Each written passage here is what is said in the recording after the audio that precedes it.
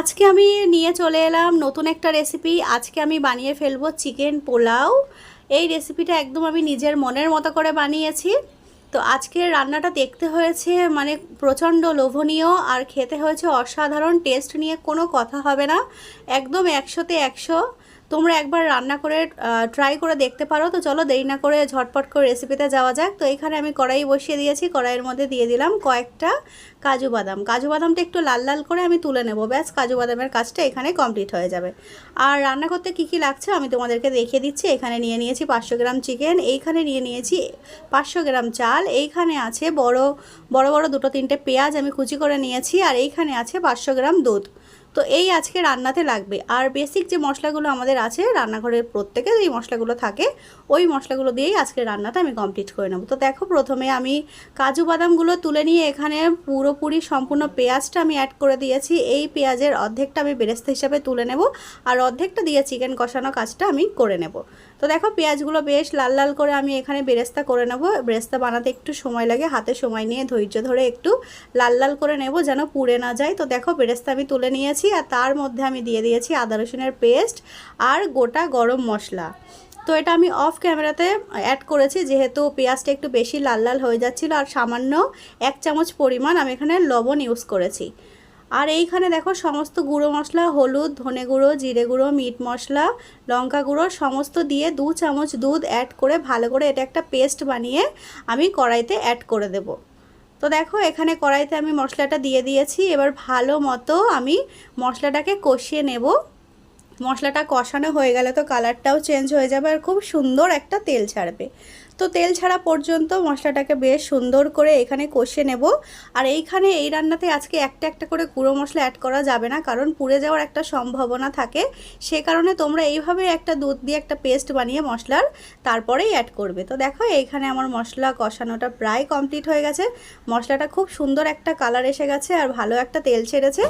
এর মধ্যে এবার আমি চিকেনগুলোকে অ্যাড করে দেব। চিকেনগুলো অ্যাড করে দিলাম। এবার খুব সুন্দর করে আলতো হাতে আমি চিকেন আর মশলাটা ভালো করে এখানে কষিয়ে নেব। তো দেখো কষানোটা বেশ ভালো হচ্ছে, কিন্তু একটু শুকনো শুকনো হয়ে গেছে মশলাটা। এবার এর মধ্যে আমি 1 চামচ পরিমাণ দুধ অ্যাড করে নেব। দুধটা দিয়ে ভালো মতো আবারও আমি চিকেনটাকে কষিয়ে নেব, কারণ পোলাওয়ের চিকেন একটু ভালো মতো কষাতে তো হবে, তাই না?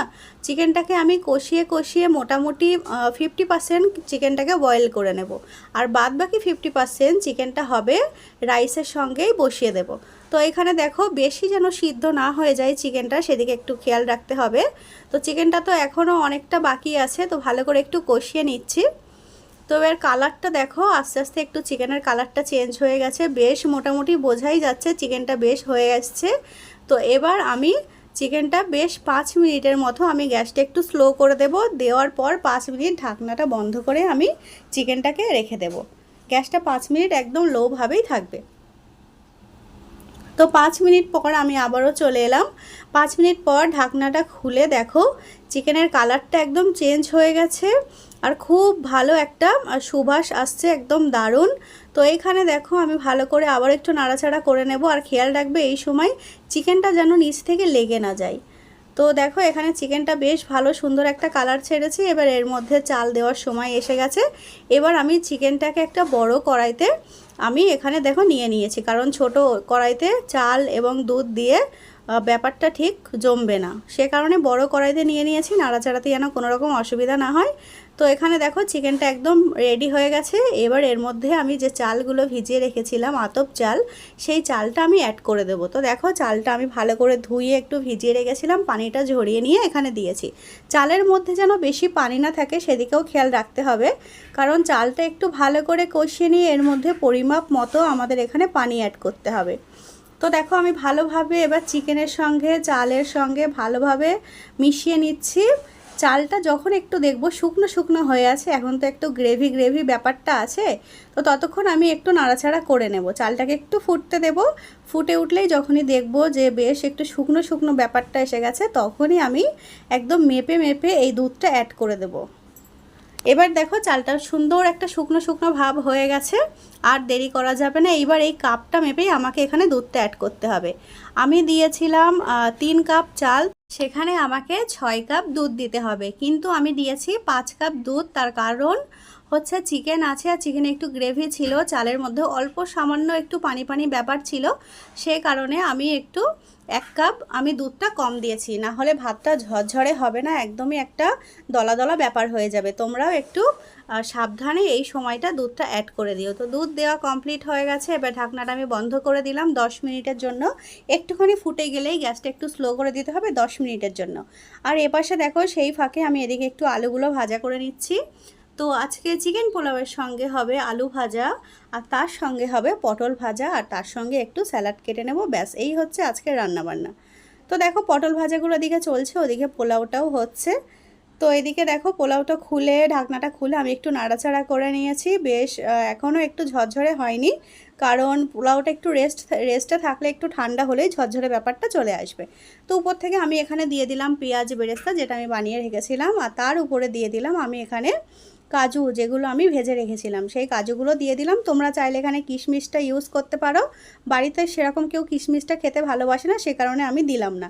আর উপর থেকে একটু চিনি অ্যাড করে দিলাম, যেহেতু পোলাও নাম, পোলাওয়ে তো একটু মিষ্টি মিষ্টি ব্যাপারটা থাকতেই হবে, সেই কারণে একদম সামান্য পরিমাণে আমি চিনি অ্যাড করে দিলাম। এবার ঢাকনাটা বন্ধ রাখলাম।